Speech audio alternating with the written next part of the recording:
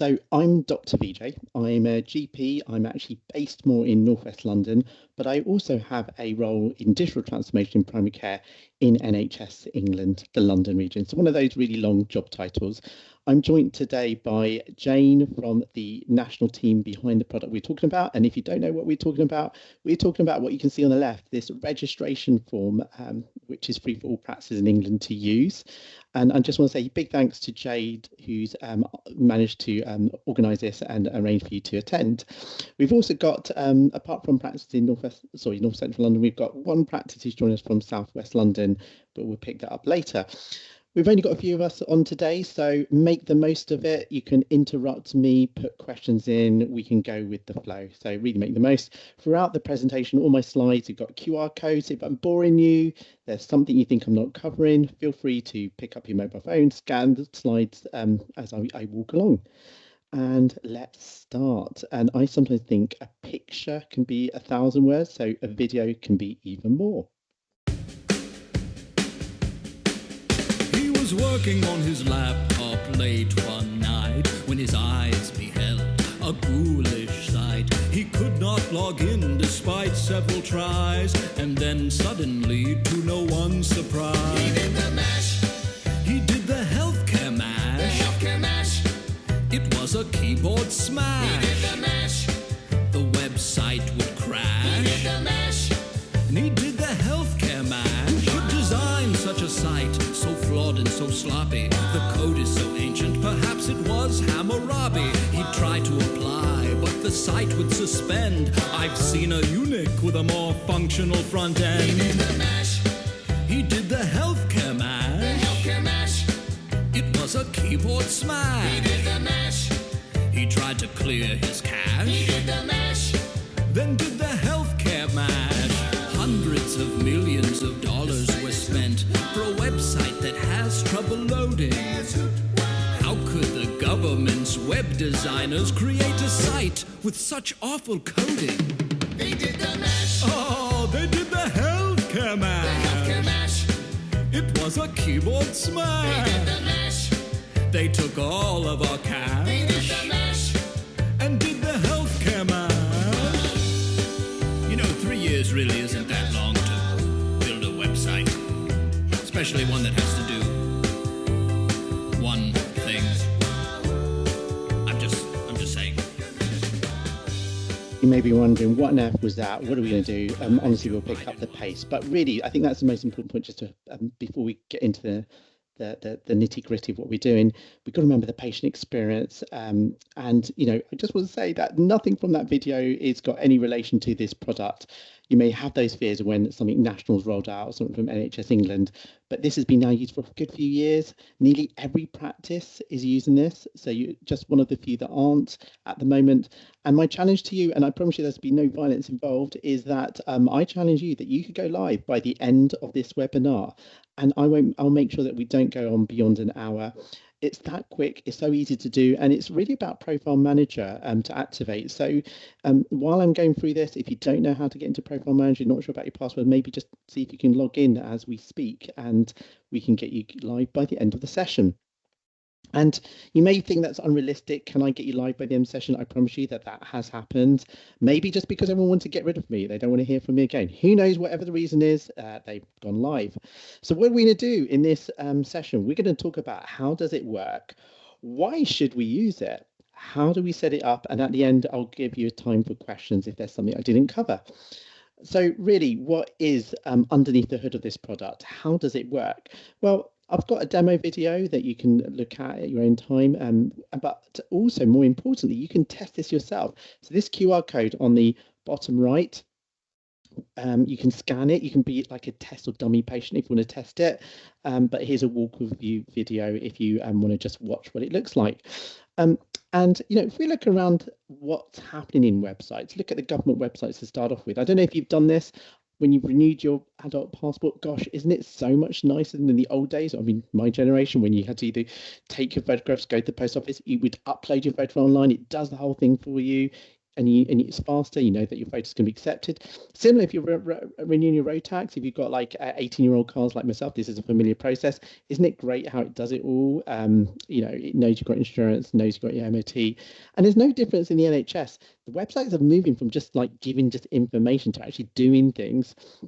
But when you look at website design, if you look at the design of this, there's a common style of layout, buttons, and the NHS is no different. It matches that kind of look.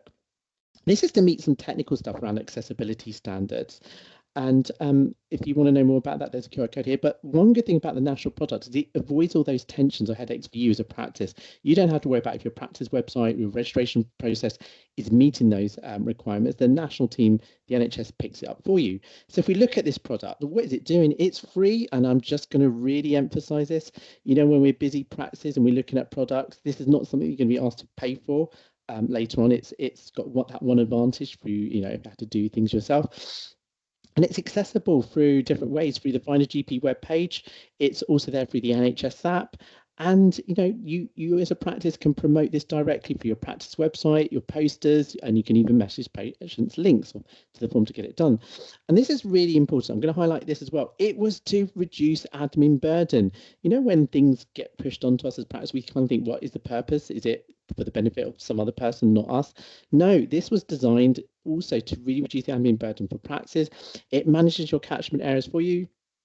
And patients get really matched up to their records, to the spine. So 93% get matched, which means less mismatches, a hassle for you to try and identify the patient. But importantly, I may be a digital lead. This may be about a digital product, but not everything in the world is digital. Some of our patients can't manage this. And really helpfully, the service comes with a paper version of the form, so you don't even have to worry about that too. And let's look at some of these numbers. 96.8% of practices are live in England. So you really are in the masses. Even if you felt that, you know, were there issues with it, the majority, nearly everyone's on it. So you don't have to worry about that. It's handled 2.7 million registrations so far. And when you look at this, you know, you know, 45% of registrations over the last 3 months are coming through the form, practically half. And that figure's just growing and growing and growing. How long does it take a patient? About 12 minutes to complete. And that may seem long, but when you really think through a paper form, how long that takes, it actually takes longer than you think. We just don't see the time the patient takes. And it can even be even quicker than that, depending on whether you use the NHS login. And the patients are happy with this. The satisfaction rating is 95%. And I'll show you where that gets collected. It's not some fake satisfaction. It's generally connected through it. And about 70% of patients do complete the registration form when they start the process. So what questions are asked in the form and why? Now, this is where I think we can come from different angles. You know, me as a GP, you know, talking to this animal or bird, we can have a conversation or try to have a conversation and we don't understand where it comes from. So, you know, what do patients want could be different to what we want in practice. You know, patients struggle with lots of questions. Even if we ask lots of questions, they don't always answer them. So it can be quite frustrating. So the whole process is something which is a dialogue. You know, we can feed back to the national team about questions to consider. And there are sort of a future journey where they may or may not allow more local questions as well. But I'll come back to that later. But just understand it's constantly evolving, constantly being tweaked to see if we can make it better. Now, this bit of corny, me going through a slide, and what I'm trying to say is I'm just going to whistle through these slides really fast just to show you the questions, but I don't want us to spend too much time on this. It's more for reference. All the slides are being shared afterwards. You can flick through it if you want more information. So what's the process for the patient? It's a single form. The questions are just to the patient. So it's not a separate child form or an adult form. If the system spots it's a child being registered, the questions will just tweak. You do not need a separate GMS1 form. Now, I just need to really make this clear. The GMS form, S1 form, now is in the bin. If you've got copies lying around, you need to put them in the bin. It's been decommissioned. It's been replaced by this paper form called the PFR1 form, which I'll show you later. So, but also even before they stopped the GMS1 form, if you asked all the questions in your main registration form, you didn't need to do the GMS1 form separately. You also didn't need to worry about signatures or anything from patients. All of this is just that single registration form. So the start of the patient's journey, they can use the NHS login. That really speeds up the process. But importantly, you know, they don't have to have the NHS login. They can continue without. And then if they look at the adult flow, they're asking about name, date of birth. if they know the NHS number, and it does signpost them to link if they could find it. So again, it helps you as well. But they don't have to have the NHS number. It asks questions about if they've been previously registered with the UK GP. And these are optional questions. Now, this I'll explain how you can activate it. I don't think it applies to anyone on this call, but some GP practices are based in a university. They have a particular flow where they register mainly university students, so they have the ability to activate this if they wanted to. So these are just questions about student ID, course finishing, where they're living at university, and if they have a room number. So it helps with some of those practices across the country. So then now it talks about current UK address. And just to be clear, those university questions, by default, they're not activated, so your patients don't see them. So anyway, get back to this. So we're asking about UK address. Now here is where you can have a different experience depending on the setup of your practice. It manages your catchment area. So if your practice is set up that you just do not accept any out of catchment areas registrations, the patient will see this. It will get this warning if they put a postcode outside your catchment area that you don't accept it, and it asks them to go back to find an alternative GP practice. But this is the alternative. If your practice is set up as you might accept out of area registrations, then they get this sort of alert warning saying, well, their address is outside your catchment area, but you might as a practice continue to register them. So they can either click to continue, or they have the option to find an alternative GP. So it gives you that flow if your practice might accept out of catchment area registrations. So now it talks about contact details. It does, if the patient tries to not complete it, it does give a warning. It really just says to them, are you sure you really don't have these contact details? So, it has a double check if they try not to complete any contact details. There are some scenarios that patients might, like, for example, a homeless individual who may potentially not have any of those. So there are potential scenarios. Asks about gender, asks about ethnicity, then asks about, again, an optional question. So if some GP practices do dispense, again, I don't think this applies to any of us in the call, they ask, an optional set of questions about dispensing if you were a dispensing surgery. Now it goes to interpreting services. So again, language interpreting requirements for that patient. And again, the next optional one, but this optional one, I really would encourage that we tend to activate it. It gives the option for the patient to choose a pharmacy or consider changing their pharmacy at the time of registration. And it breaks down the option to high street and online only, and then using a postcode search, it shows the patients the ones nearest to their location. It gives them then an option to sort of check the details, look at the opening hours. So it really walks them through that process. I think that's really useful because obviously it will save reception time. It does it in a fair process, and we're not sort of talking about a particular chemist. But also, if we forget to do this, don't we have that usual experience that we may have had the patient set up with a pharmacy in their previous GP surgery in a previous location near that area? We forget to change it, and before we know it, we've sent the prescription to somewhere miles away. We have to either do a cancel reissue or walk the patient through what to do. So just a useful step to sort out. And we'll explain more about how the back-end technology changes makes it even easier later on in this webinar. Anyway, back to sort of GMS style type questions. Are you a member of armed forces? Emergency contact details and details of those. If they've recently moved to the UK, where they were born. Recent move to the UK, a bit more details about that. And then this is another optional question. Again, I'd probably say that it depends on what you locally do with this, but I'd probably recommend that you do have this activated. It can ask if a patient is appropriate for screening, meets some of the criteria. It will ask them an extra question, but have they spent more than 6 months in a country where there's been an increased risk? So if you, as a practice, also might then offer them screening, it would be sensible to have this activated.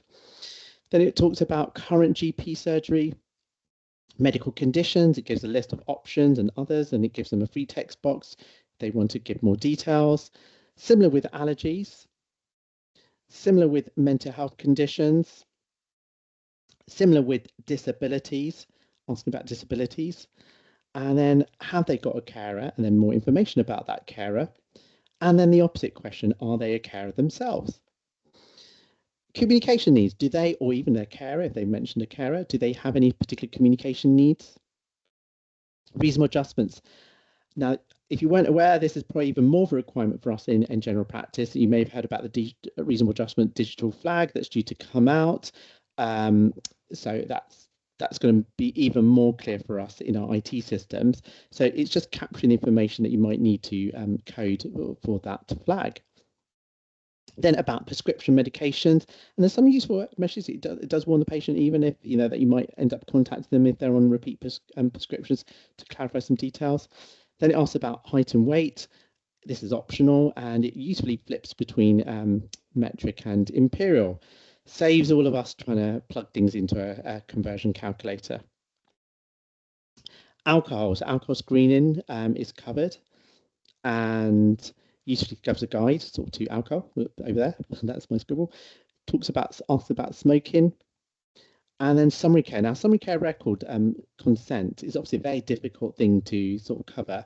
So it's a bit more wordy, but useful. It gives the patient links if they want more information. So it kind of handles that bit for us as well. That was the adult flow. With child registration, just a couple of things change. It really, first of all, tries to encourage or make sure that it's not just the child that's been registered without a parent. It tries to make sure the parent's trying to do that first. And it asks a bit more details from the person who registered. So it asks about education. It asks about if anyone else is more involved in their care. It asks about vaccinations, and again, if there's any other carers involved with that child. So whatever you've done, the adult flow or the child flow, you get to this stage here. You get a check option of all the questions you've done, and you can still change any answers if you realize you clicked the wrong button. That's a pre-check before they click submit. And hey presto, they can dance because they've just completed a journey. Because if you think about it, if you're registering your whole family, you're having to do all of them one by one. That can be, quite an inconvenient process. This is trying to make it as quick as possible for them. So they've submitted it, and this is where it gets important. That's where it captures the patient feedback. The form asks them for feedback. They can click submit. So that 95% satisfaction comes from here. Every patient who goes through this process is given this offer. I'm also going to highlight something, which is since October, there has been this option to potentially link to another form for additional questions.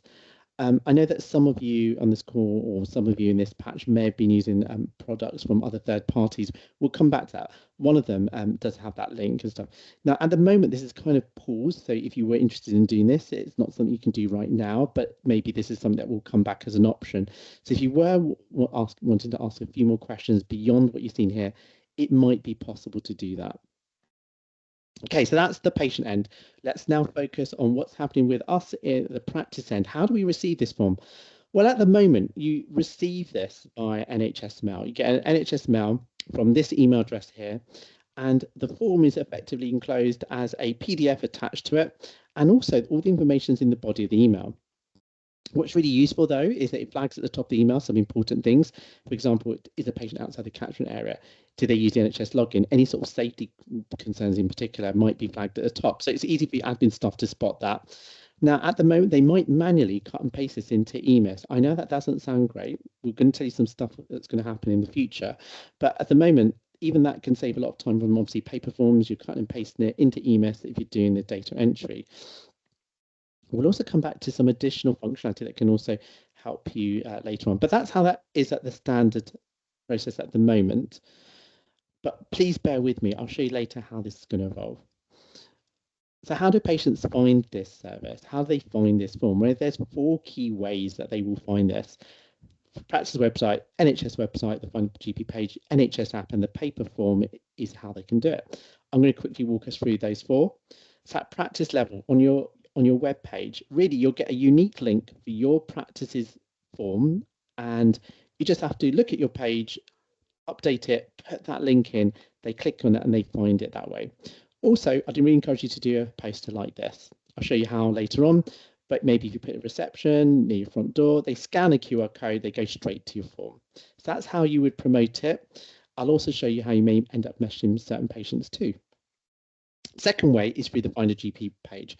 A lot of patients, when they're moving to an area and they're looking for a new GP, they do go through Find a GP. They put a postcode in. It shows the practices nearby them. And now it'll show which ones are able to register online. So if you look at this second one here, it's got this beautiful big bold link. Can't miss it, bigger than everything else. That first practice here, at this point when it was, I made this slide, they weren't live. So you can see the difference. Patient could skip that first practice and go into the other one.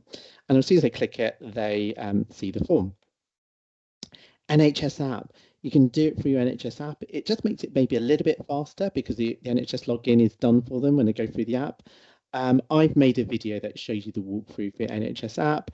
Have a look at that QR code or scan it in the future if you're interested in this.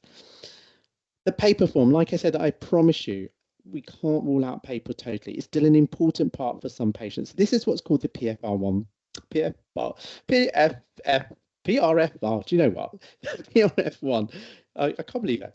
But the reason I'm joking around those initials is we are going to need to get familiar with this. This replaces the GMS1 form. Your staff have to start to understand, forget GMS1, it's now all about PFR1. And just to have a look at this is page 1, page 2 of this. This is page 3, page 4 of it. This is page 5, page 6 of it. This is page 7, page 8 of it. So it mirrors the national form and it looks quite professional, I would hope you would think. So I've talked through how does it work. If you feel you've got any big questions, please post them in the chat. I'm now going to move on to why should we use it? Now, this may be your view. You may feel like this practice manager here, you can't see any benefits of this service. You're using paper, you're really happy to continue with using paper. Maybe that's you, maybe that's not. Well, if it is the case, and I've obviously done an awful job so far to make you think otherwise. So maybe scan this QR code, test it from the patient's perspective, scan this QR code to get more information in the resource hub for this service. If you've got any doubts before you make a final decision. So I'm going to show you the situation across England. Like I said, 96.8%, 6,000 plus practices are using it. And this is from last Wednesday. The data gets updated every Wednesday. And across London, we're actually below the average. If you look at across the country, all these areas here, London's at the bottom at the moment, not great. But actually, we're saying bottom, we're above 90%. So it's not far off the rest of the country. Still, most of London are live. And actually, probably the situation is a bit better. There's some data issues, some practices that are closed or not really suitable that are still on this list. There's also branch practices. I don't know if it applies to anyone in this call, but if so, there are branch practices. And those branch practices are going to be auto-enrolled. So that could be that the main practice went live, but they forgot to enroll their branch practice. That could be something that's been resolved. But with London, we're in a better situation with that. We're actually pretty above the average across the country. Okay, so we're here in North Central London doing this session here. These are the 17 practices that we think are not live with the service, meaning that you're not shown as active. We've obviously got a few of you on this call now. I really hope you can go live. You could even go live today. You could go, it is that fast. But your North Central London, the reason we're doing this mop-up is actually in London, North Central London, North East London are probably the lowest in terms of having still a few that need to go live. I'd also ask you, like we're all team, you may know some of the other practices in this list. We're all busy people. Maybe they missed this session. Can we all just help each other? If you go live, nudge anyone you know in this list, send them a copy of the slides or the recording. Let's get everyone live, and that would mean that Jay can do some other stuff. We're all overwhelmed with stuff we need to do. And this is just that one branch practice, which is not really, I think, an existence, which needs to be sorted out in NCL. Okay, just give me a moment because it gets a bit more complicated. Even the practices that are live, some of them have less than 20% that's registrations going through the national form. What we would define as low uptake, low digital uptake. Some practices are really high, well above 60–80%. And when you look at why some of those practices may be lower, part of the reason is that they're probably not set up correctly. And that's why I'm asking you to bear with the rest of this webinar. You may think you can race off and do it. It might be that they've just forgotten a simple step. They've got the wrong link on their practice, or they're actually you deliberately using a different form because they've got something that they've not set up, or they that we need to have a conversation about, something that is unique to them that we need to think through, how can we solve it? Or they've got the wrong form, that paper form. They've got that old GMS form, the one where so we need to put in the bin. They haven't got that new PFF one. So just want to explain that. And when you look at the practice that have got low uptake, the situation is generally worse. So it is all about getting set up. So yeah, in the chat, I promise you, we will get you live. I promise you, I told you we can get you live. If you can figure out your profile manager setting and you can log in a few moments, we will get, you can follow me and we will go live together. So just wander around, go to the profile manager, try to, and if you don't know, profile manager is what you use for responding to NHS website reviews and things like that. So that's the thing. Okay, I'm going to talk about the benefits really quickly. I think I've told you so far, you know, reduce admin burden. It does your catchment area checks for you. It's accessible. All those standards that we don't understand that patients need us to meet for their needs. It does it all headache for you. It's got uptake, feedback mechanisms to improve the service. But then I'm going to highlight this again. It's free. It's free. It's easy to join. And I mean easy to join. I will get you live by today if you really need to get help. But we're also going to pick up this bit here, supports automation. I showed you that email coming in. It can be better than that. We want this obviously to flow directly into EMIS for you guys in North Central London. By the way, I'm on System 1 across the road in North West London. So I also want a System 1. And we've got even Medicus appearing in the country as well. So everyone wants it flow directly into clinical systems. Okay, I'm going to mention the thing I probably shouldn't mention because we're not in a great place, are we, with our contracts and what the BMA says about lots of things. But this is something that the BMA, it's not in the BMA collective action. If you look at your GP contract for 24-25, it said you had to go live by the 31st of October 2024. And that is probably why you got 97% of the practices also live, because most of them went live really early, but then there was a last flurry of activity. So you're here today as just some of the last few. I think your ICB has been very gentle. They're not trying to send you any rush into any breach notices at the moment. You're here.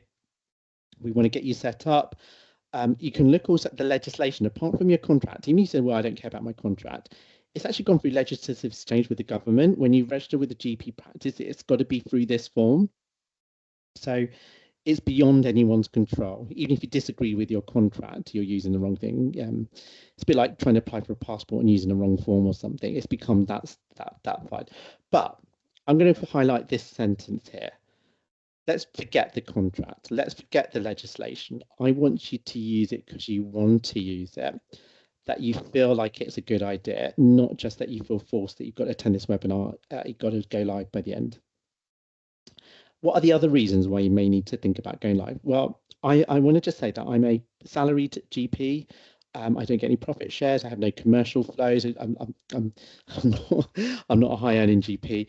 But basically, if you think about the business dynamic here, if your practice is not live and the practices around you, 97% are you losing patients, registrations? They hit this page, they just skip on to the next one. It's a bit like, do you search for a hotel and you're thinking, I want some free Wi-Fi or something? Do you skip the one that doesn't? Or do you look for something that's got no parking, you skip it? Is this a big decider now? So financially, can you afford not to be live? Isn't your list size going to be impacted from it? So just a thought for you. I mean, then let's look at the feedback. I'm in the Ealing Borough in North West London. I'm going to sound a bit weird when I say this, but we're not a great dynamic set of practices. We're not the first to do everything. We're kind of maybe average, maybe we're below average, maybe above, I don't know, but we're normal. We're quite small practices as well. So this is feedback from practice managers in Ealing that went live relatively quickly and early. I didn't pay them any gold for this. I didn't force them for these comments, and they're actually all normal practice managers with busy lives. They're not all super savvy IT expert gurus. So I just want to hear that feedback. But you can see the themes. It's around like it's simple to use. They like the branding and they like the product. But what are the patients saying? Look at some of these sound bites. I think when we look at the patient's feedback, first of all, obviously they don't want to go through snow in the cold. I know the snow's eased off a little bit now, but you know, they don't want to go through the snow to come to your practice to register them. They want to do it from the comfort of their home. That's one of the key messages here. You know, particularly this bit about having a baby. You know, why would you want to go with your newborn to register your baby? But you need to get them registered quickly. And then we look at those figures. I've shown you some of these figures, but that satisfaction, those figures really speak for themselves. But I don't want to give you a rosy tinted view of this product. I want to also show you what I think are the limitations. So the limitations is it's a standard question set. You can't change that local form for yourself. You can't change that national form, that registration form, to add in things directly into it. But I'm going to mention a few things here. Do we just make it too onerous for patients? Do we add endless questions onto our form? Do we do anything with all that data? You've still got the ability to ask additional questions if you want. You can send a two-way text message with some questions. You can ask them to email. You can do still even a paper. You can do anything you want if you wanted to. I know that's a bit tedious. It's another manual step potentially, but you can do that. There's also this functionality I mentioned where they kind of have developed a link option where the form can have a URL link to another form. So if you create another website registration form or another thing, you want to ask them additional questions, it was possible. Now at the moment that's been paused for a moment. They're just thinking whether that's the right approach or not. But some practices are using that. And do we need to really ask so many questions? Aren't we going to get a lot from the GP to GP transfer of records? Isn't it better to maybe ask some questions a bit later on? Is that an option, after we've got the GP transfer? So that's the first limitation. Now, if we look at the second big limitation, is the patient at the moment cannot upload any documentation, no photo ID, no proof of address, no immunisation records. They can't do that as part of the registration form. The only authentication is with the NHS login. But yet again, let us think this through. What do we do with this ID and proof of address? We know the guidance is that we're not meant to require it for registration. If you're not sure, that QR code up there just talks you through the guidance. It is a barrier. We live in a digital world. Our patients struggle with this. A lot of the proof is digital. You can easily alter anything. We're not Photoshop geniuses. Our staff, if they see something, how do you know it's actually real? Is it really verification? And we're not allowed to store it. You can't save it in the GP's record. You can't store it somewhere. It's sensitive information. You've got to delete it as soon as you really looked at it. So even if you had a query future on, you're stuck. You can't look back at it. You can't store it. So it's not that valuable. And personally, I think really the value only comes in when you're struggling to register them. You can't identify them. You get mismatches that you may want to clarify things. It's not that every patient needs it. Okay, and then I'll also say to you, I think the NHS login is more secure than anything we can do locally in a practice. So pushing it to the NHS login and that so many patients use it when they use a registration form, to me is a good thing. Okay, safety. Do we test the things that we do or the things that we buy? I'm going to pose this question because I'll just give you my reflections. I've seen practices, hundreds of practices buy a registration product or form, and they can think it's wonderful, and yet you can see so many errors that no one tests the patient, and it could be bugs, glitches, things like that. We don't often find the time to test it, and we always think, well, the website provider, the practice down the road, lots of people are using it, so it must be okay. Well, the good thing about this is maybe this is safer because you've got 6,000 odd practices, 97% using it. Surely we will spot issues because of the scale of the use of it. Maybe we don't have that headache of making our own practice decision of what we're using. The headache has gone to the NHS. And the future, what's the future of this product? Look, it's a busy slide, so I know it's a wordy slide, a bit technical here. So I'm starting to get a bit technical. So if I lose anyone, please do post in the chat. So I think the main thing that everyone wants in their roadmap is that this will flow directly into EMIS in North Central London, so that you don't need to code things. You don't need to paste things from an email into EMIS. It will just come into your workflow, you click a few buttons and it goes in. So at the moment, the situation is pilots are about to start with TPP. I know that doesn't really help anyone in North Central London. They're about to start probably in the next few weeks. And then with EMIS at the moment, we're thinking maybe they'll start to pilot in April, and then it maybe hits us in June, maybe. Now, everything could slip, but I hope you can see that this is months away. So if you get on board with this, if you go live with the registration form, you're already getting yourself prepared for that benefits. And just think of the time saving for your admin staff, that they're saving time. It's boring tasks to register. But also just understand that it's not just what's going on with the form, it's actually the back end. And this is where it sounds like jargon. So I'll just throw out some jargon for you. At the moment, when you're doing a registration, at the back end, it was going through something called the National Health Application and Infrastructure Service. Yep, a really long name, NHAIS. That at the back end has been replaced by the Primary Care Registration Management System. Yeah, another long name, PCRM. Yeah, we'll all forget all of that. But just as a parallel, think of it as similar to how you guys had to manage the rollout of the cervical screening management system, which then replaced OpenExeter. Effectively, it's part of the same process. It was part of the same product that was being replaced. This is the next stage of it. So if you go onto this form, you get onto this journey, you're going to have less frustration trying to retrain staff about all these back-end changes. But one useful thing about this change is that the contact details for patients will start to automatically be updated. We have less manual tasks to update the spine. So all those boring warnings when we've got those mismatches of spines, we don't know what to do, that workload will improve. And also it will start to manage those pharmacy changes. Remember I showed you in the form that you can have that pharmacy option change for your patients? You won't even have to start to click to do the changes, and that change will also be managed for you. So there's some back-end improvements that are also coming along. It's not just about this form. So what on earth is happening on this computer screen? Well, this is a world of automation. And I just want to see in the chat, is there any, could you post in the chat if you're using any form of automation of registrations? It'd be really helpful to know. We can focus it. But this is where sometimes you pay for companies, and the way that I think of automation, a bit like this video, is think of it as like a robot sitting in front of your EMIS system and just manually cut and pasting, doing what your admin staff doing, typing from the form into this. So with automation, you can have a look at these QR codes, but the situation is that the national team have worked with sort of these three companies here, GP Automate, HealthTech One, JIFJAF. So these are suppliers that are known to automate the national form.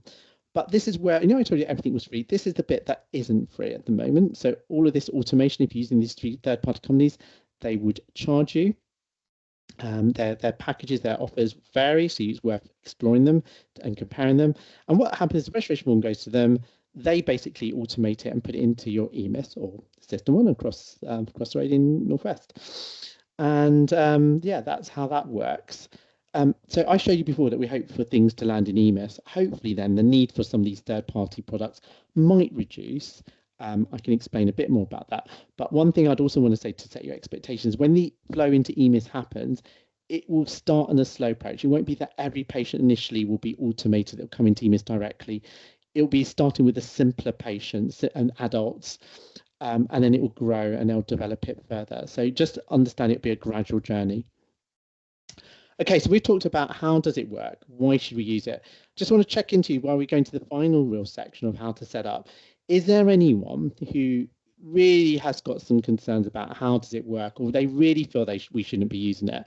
Because they're happy at this stage to answer anything and before we move to setup, because obviously you're not going to want to focus on setting up if you've got some concerns. So is there anyone who wants to ask a question? Silence. That either means there's no questions or you're multitasking. But please feel comfortable, post in the chat. And even if you don't feel comfortable in the chat, we'll pick this up afterwards. We've got Jane in the call, you've got myself in the call, just and I'll give you some contact details for the whole team behind the product. So we're going to move on to the setup. So we're in the final section of this webinar. And I do view this as like Lego, a very simple Lego set, just a few pieces to put together, as many pieces as you can see in this picture. And I also promise you, I'm going to give you 15 pieces of Lego to fit together, but I don't think you have to do all of them today. You don't have to even do all of them. You can do whatever you want to do. You can do them in a different order if you want. But remember what I told you about that digital uptake, those practices that may not be maximized. I would suggest that some of them is because they haven't done all of these 15 steps. So that's why I think these slides, when you get the slide deck, you may want to race through to this end section and just check where you've done them. Okay, step one, the most important one is you've got to get yourself live, and you do it through NHS Profile Manager. So if you want to go live with us now, you just have to scan this QR code and log in. And if anyone is actually doing this and wants some help, just post in the chat so we know what we're doing. So obviously you sign in. If you can't sign in, if any of you are actually stuck, you can't do that, then email the help desk or call the help desk. Please do it now. Do it today. Just even open up your email, send the email now. There's a few steps that need to happen. So your profile manager access, it's linked to your NHS mail account, but also you have to be like access per the particular practice that you're working at. So even if you've changed practice, you might find that you've got access for a different practice, but not the one you're working on. But when you log in, you get this new kind of box here, Profile Manager. So up here is where you sort of respond to NHS website reviews. That's what you might be familiar with. You've also got the ability to update your profile of your practice. But it's this box down here that we need to focus on, the sign up with the registered GP surgery. But this box is slightly misleading. It's not just about sign up. I'll show you that it's also about maintenance. You go back into this box. So if anything you think about registered GP, just remember this box exists in Profile Manager and always think, oh, is there something in there that I can alter to help? So when you go up to sign up for the first time, it will say this blurb. I promise you, you're not signing away your life, or if you are, I didn't spot it in the message, so let me know if you do read that you are signing over your life. But you just click Start Now, and the first screen you get is your practice confirmation. Now, if you're like this practice manager's got three practices they're managing, gosh, I don't know how you're coping with your work. I don't even know how you found time to attend this webinar. But if for us mere humans, usually we've only got one practice. But if you are a superhuman doing three, you're actually going to have to repeat the process I'm showing you for every practice. You just do it one by one. So we select the practice. And it asks you for the email address for your practice that you want to send the form. So usually your generic email address that your practice admin team and reception team maybe look after. So you type it in, and they send a verification code to that email address. Helps us so that if we put a typo in there, it gets spotted. We type in the verification code, and we answer these really complicated questions. Does your surgery offer a language interpretation service for patients? Surely the answer is yes for everyone. Are you dispensing surgery? I would imagine the answer is no for everyone on this call. Do you want to offer your patients the ability to nominate a pharmacy during registration? I'm saying please go for yes. I think it's a good option, but you're in control of that. Are you registering university students? Are you massively a practice? Now, I just want to make clear, this is really if you're practically for your patients are university students. I think for most of us, I know there may be some more into central London, some of you on this call, you may be, I don't know geographically where you are, but for most of, I think the answer is going to be no. Do you want to check for TB screen? I showed you that earlier. I would encourage you to consider yes, but that's obviously your local level decision. And that is it. That was how long it took. You can see that just takes seconds. It just says to you, confirm your details of all those hundreds and thousands of questions you had to put in. You confirm it, you click it, and there you are. You go live. You get like an instant confirmation saying you're live. You get an email back to you to confirm it that you're live. You can celebrate that you've completed one task. And like I said, Jade would be really appreciate this. Remember, if you don't do it for yourself, just do it for Jade and do it for me. Do it for someone. But anyway, when you get this notification, the main thing that's got any value to you really is this link. This is that link that's unique for your practice for your form. And basically that link's going to be this. It's going to be GP registration.nhs.uk/ and then your practice ODS code. So you can work out what your link's going to be for you. But just in case you get it wrong, make sure you really look at that link and keep it. If you ever forget it, you can still find it back in Profile Manager, so don't stress. Now I'm going to tell you what Profile Manager can do to control it. Let's suppose you did turn it on today, and then you suddenly thought, oh no, I need more time, I need to figure this out. You can control, and by the way, I don't think you will, but you can switch it off yourself by Profile Manager. So you've got control. You don't have to run around asking who can turn it off for you. So you go back in there. Now you'll see this page. And when you click on your practice, it's got here like saying view details. And when you look at view details, you've got a list of sort of settings, and you've got here patient access. At the moment it's on, you can click on change. And when you click on change, you can toggle it. And just explain, there's really two options. You can turn it off completely. This is a turn off Find a GP in unique. That means you're not on the national Find a GP page. It won't show you as being able to register online. But also that link, if anyone happens to have that link, a patient's got a link, it's on your website, that will stop working. Or you've got the option just to turn it off Find a GP, where the link, if your link is still somewhere on your website, that will still work, but you won't be shown on the Find a GP as registering online. And then even if you toggle it off, you can always toggle it back on again by clicking that option at the bottom. So you've got complete control. That was step one. That is probably the most important step. That's just how to activate. Now I'm going to go through all the steps that really make sure you're optimized. The next step I'd recommend is check your catchment areas correct. About 20% of practices are believed to have incorrect catchment areas. I want to be clear, this has nothing to do with this product. This issue would have potentially always been there for your practice over the years, but you might not have been aware of it because you probably weren't paying attention to find a GP to see, well, does every postcode return correctly?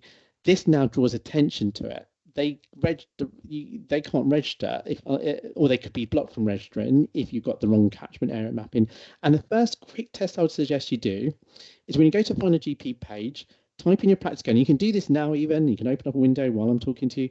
Go to the NHS Find a GP page. Type in your practice postcode as if you're a dummy patient trying to search for a practice at your practice location. Surely you should find your GP practice at the top of the list because you're the nearest. That postcode is in your catchment area. If you're not, there could already be an issue. So that's your first check that you should do. And if there is an issue, you might need to then check and amend your catchment area. This is done by the GP Catchment Area Hub. That's the link here. Don't worry, the slides are shared. If you need support, there's an email address here. I basically asked the Hub to make this more user-friendly. They've got user guides available on the landing page. You can even understand how it works. But effectively, only one member of staff in the practice can have access to this. So work out who can have access to it. And before you can get access to this, you really need access to the SDCS, the Strategic Data Collection Service. Usually, if that doesn't seem familiar to you, that's usually something related to, like, even when you do EDEC submissions. So usually a practice manager or so forth, it has that, or an operational manager might have that access. That may seem a bit waffly, but the slide will hopefully help you if you have problems to understand how to get access. You've got a further guide here at the bottom, which can give you some more support too. I did see that question hand coming up. Do you want to post it in the chat? Well, I know your hand's gone down already, but if you want to post it in chat, let's see if I can pick it up. Now, the next bit, this catchment area preference. Remember I showed you the two options about does your practice, does the patient see that they can register outside your area, or do you get a complete no, that postcode is outside your catchment area, you won't register them at all? Well, that setting comes from your EDEC submission. When you do your EDEC submissions, you declare what your settings. Do you accept out of area registrations or not? So that's how you change it. But if you want to change it quicker than that, or you're having issues, you can go to the NHS website team, explain the situation, and they can usually assist you trying to do this. And if you're not sure what your setting is, also go to Find a GP page, look for your own surgery. If you see that message here, accept out of area registrations, you have been set up via EDEC that you accept potentially registrations outside your area. Remember, that's potentially. You still have an element of control when you process that registration. So that was point 2. Point 3, okay, at the moment they come through NHS Mails. I would encourage practices to think of creating a subfolder in your NHS Mail account, maybe to put registration forms. And if you want to, I'd encourage you to create an NHS Mail. I hope you've got NHS Mail rules set up in your practice. If not, they can save you so much work moving emails around. So if you create a folder and then you create a rule like this, so that any emails from that email address goes into that folder, then maybe all the forms will go into that folder, less likely you miss them. And then maybe your registration person, the person leads on registrations, is just monitoring that folder in particular. Step 4, do a test patient now. Just go to your registration link, test it, make sure that email flies in. And this photo is from one of the really early pilot practices of this whole service. And if you want to see that experiences, you can look at that QR code. Step 5, maybe update the template on EMIS. We might be able to help you with this. Or your ICB may be able to help with this. But like you may have a template that your staff are using when they're putting data into the patient's record when processing registration. Well, the flow is probably not the same flow or order, and the content may not be the same as a national form. So it'll obviously save a lot of time if you align it up, so it makes it easier and quicker for your staff. I told you that our goal is obviously for it to flow into EMIS directly, then you won't need to do any of this, but there's still clearly going to be time before that happens, and it won't start with every patient at the beginning. So this will still have a huge value for you. Step 6, NHS Notify. This is like an additional plugin, think of it. It's not really about the service, but I want to mention it here as well.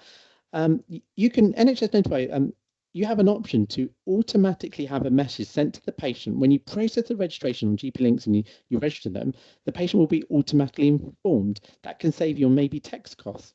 The way it works is it will first try an NHS app notification. If the patient has it, NHS app, and they've got notifications turned on. If they don't, it will try maybe an email. If the email isn't available for that patient, it will try a text. And if the person doesn't have any of those, it will post a letter. And at the moment, there's no cost for this for your practice. How do you turn it on? You go back to Profile Manager. I hope you've seen a theme here. You go back to Profile Manager, you go back to View Details. And we looked at patient access a moment ago. We're going down to the next one, Send Registration Message. You click on Change. And look, a really another complicated question. Do you want us to message patients? You just click on Yes, Continue, and then you've activated it. That's another tip to save you a bit of money and save you a bit of work. Now the switch to the paper form. How do you switch it? So remember, these GMS ones, get someone to look for those dusty cupboards and get rid of them, and download the PDF of the paper form potentially. This is a link. I've got the link here. It's a link which is designed for patients to be even downloaded. It's got a bit of blurb designed for patients. That's also where you can find it too. But you can also find it again in Profile Manager. Yes, there's a theme here. Back to Profile Manager, log in. And when you looked here, we looked over here, but we didn't see here. Down here, it's got patient registration form. So you can also find it in Profile Manager too. I just want to give a tip on the paper form. Personally, I think it's a good idea for reception staff to print it on demand, not to have piles of it. It's going to promote that you tell patients, try the online link, and they hand it out when they need to.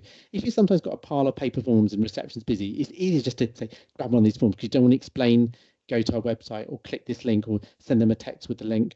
And remember, though, that time saving, if this flows into EMIS, that paper form could add a lot of workload. So I just want to highlight, really think through not printing off paper forms and keeping them a link on their desktop or somewhere that's easy. And also the paper form is likely to be updated. It's going to go through its first update. You don't want to have lots of out-of-date PFL forms. You don't want to download a form that's then you save somewhere that becomes out of date. If you just use the link, surely that's the best thing, print on demand from the link. But going a bit more about digital exclusion and paper, there are other questionnaires in other languages that NHS England has produced.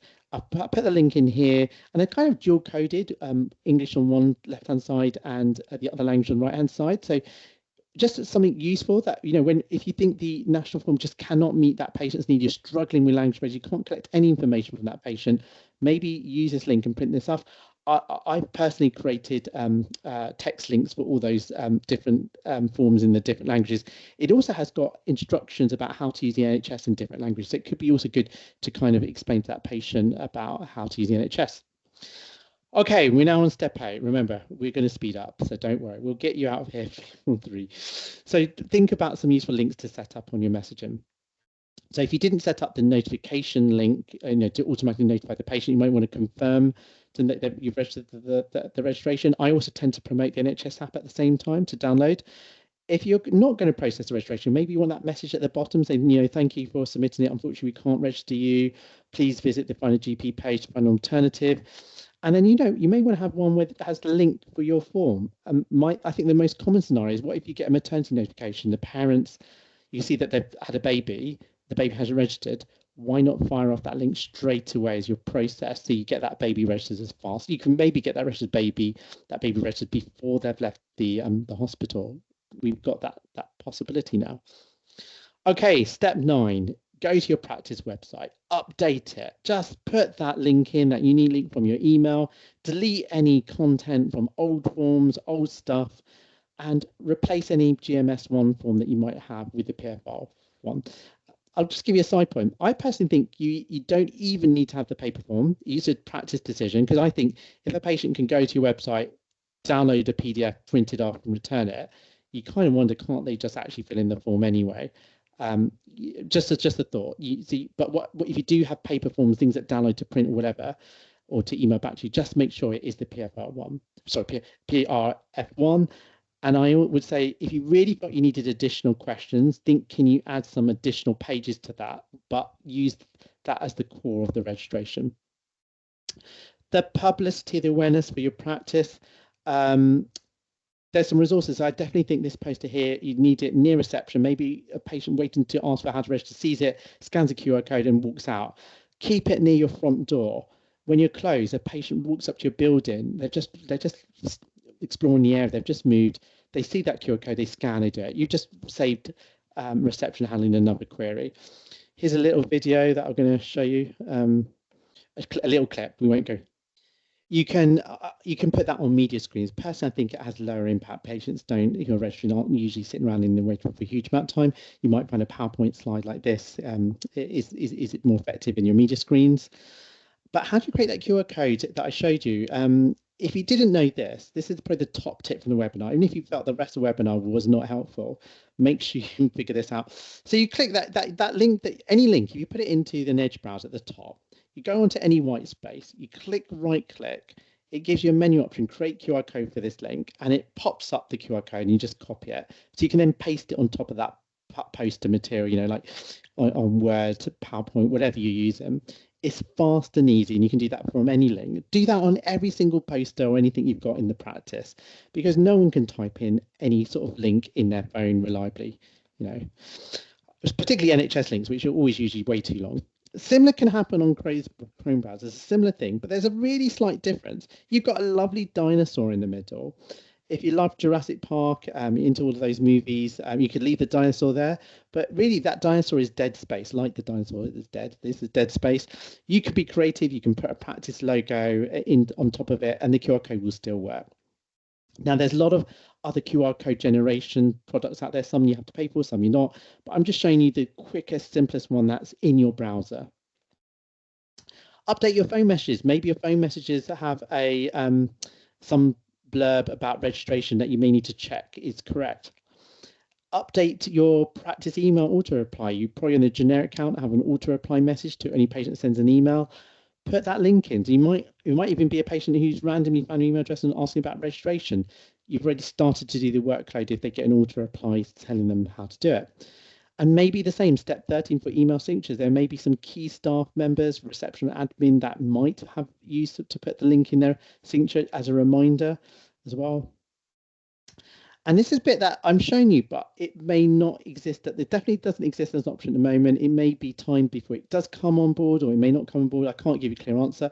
But if you go back into Profile Manager, there was a setting option of additional questions where you could click on change here, and it would ask you, do you want to have an additional online form? They'd ask additional forms. So you'd say yes, and you'd give the URL link to of your additional form. Now that has actually been taken down for the moment, but may come back. So I just want you to be aware, and they can do that with certain automation providers as well. But finally, step 15, one of the most important steps. If your team doesn't understand it, they haven't tried it once themselves, they're not going to promote it to the patients at reception desk. They're going to just hand out the paper form because they're not sure how it works. So really just encourage them to use that test code, try it, because then they'll speak with confidence. They'll probably realize it can be better for patients and better for the admin staff as well, process registrations. So I've come to the end. Sorry. I know that we're running out of time. I've watched the chat and I've obviously given some chance for questions. I'm assuming we've got no questions, which is why I've left the time to come to the end. But could you please feel free to come off mute, post your question in the chat or anything before we close. So this final slide is just all the most useful links from my slides put together in one place to help you go live. Silence. Ashish, I'm going to answer your question. The GP Catchment Hub, I definitely think it's if I give you the slides, when we give you the slides, in fact, I've emailed you the slides before the webinar anyway, so you've got the slides already. But if you look at that slide, you firstly have to be registered for ST. So effectively, the EDEX submissions is usually a practice manager, someone who's got access, and then you can access the Catchment Hub. If you haven't got that access, the Catchment Hub will not give you access first. So just look at that slide I've shown you and follow those links, and hopefully you'll get access. But remember, most of you should be okay with Catchment. Probably not the top thing to worry about when going live. If you do that first basic test of just testing if your postcode returns correctly, the option of your practice is top of the list for your patients. Okay, any other questions before we close?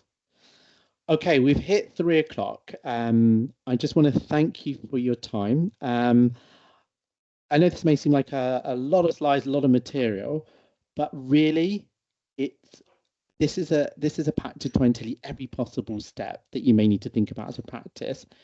You can go live by the end of today. You could go live today. It's that quick. And most of practices, if you think about it, they figured it out straight away. You could just turn yourself on, the emails start coming, and you'll intuitively figure out what you need to do with it. It's as simple as that. And when you said what's the first thing to do after going live, I would say make yourself a cup of coffee because you've earned it. And tea if you prefer tea, whatever you've done, that would say the first thing to do. Because even if you did none of the 14 steps, you would start to get some traffic. Some patients will find it through the Find a GP site, but you're obviously then running more than one system. Your practice website is showing something else. But that's okay in the short term. If you need to go live first and just do that, then you still have time to speak to your staff, explain everything, what's going on. You can do it that way. I'm not saying that that's the best way to do it, but some practices have done it. They just thought it's easier just to flip the switch and let stuff flow in. And then I'll say once you go live, after you've had your coffee, I would ask you to look at those 14 steps. Some of them are just seconds to do, and then maybe just go through those 14 steps unless you really thought that some of them were not for you. Okay. If there's nothing else to say or ask, I'm going to thank you for your time. I know that we're already busy. You've taken an hour out of your time. I hope you have a wonderful rest of the day, wonderful rest of the week, and that you go live really soon. And if you have any problems, please do reach out. Thank you again. Thanks for coming, everyone.